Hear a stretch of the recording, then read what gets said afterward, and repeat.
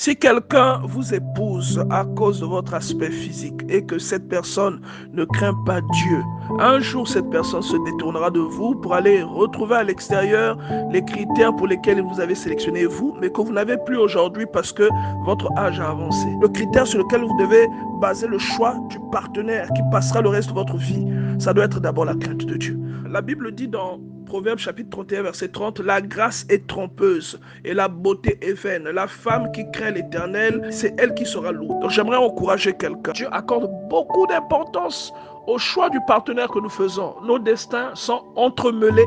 Nous devons nous assurer que cette personne craint Dieu. Pour que vous ayez un mariage heureux, allez à la montagne de l'Éternel. Ce n'est pas un lieu physique, ce n'est pas une église, c'est une dimension spirituelle, c'est une réalité que quelqu'un manifeste. Vous comprenez? Quand vous êtes dans cette réalité, vous attirez les choses qui sont dans cette réalité.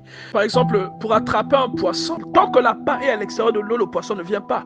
Vous devez plonger l'appât à l'intérieur de l'eau. À ce moment, le poisson est attiré et le poisson vient pour s'associer à l'appât. À la montagne de l'Éternel, c'est exactement la même chose. Lorsque vous êtes dans une dimension de conviction et de foi, vous allez attirer les choses qui opèrent dans cette dimension-là. À la montagne de l'Éternel, on rencontre les enfants de Dieu. La Bible dit dans Genèse chapitre 22 verset 14, à la montagne de l'Éternel, il sera pourvu. Abraham nomma ce lieu du nom de Jéhovah Jireh. Quand vous cherchez à bâtir ou à trouver un partenaire sur la montagne de l'Éternel, Dieu pourvoira. C'est-à-dire, c'est une condition qui s'impose à vous à cause du fait que vous préservez. La montagne de l'Éternel, c'est quoi? C'est une dimension spirituelle. Des personnes qui craignent Dieu et qui transportent quelque chose de Dieu, vous allez les rencontrer à la montagne de Dieu. Allez dans cette dimension spirituelle où vous trouverez un enfant de Dieu que Dieu a préparé pour vous. C'est quelqu'un qui vous accompagne et qui partage les hauts et les bas avec vous.